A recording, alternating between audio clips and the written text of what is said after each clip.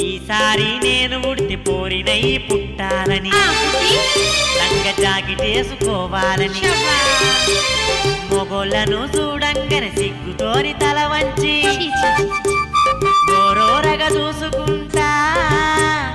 ఎదిలేపి మొగోళ్ళను ఏడిపియాలని నిన్నైతే లైలేసి లేపుకపోవాలని రోగం రోగం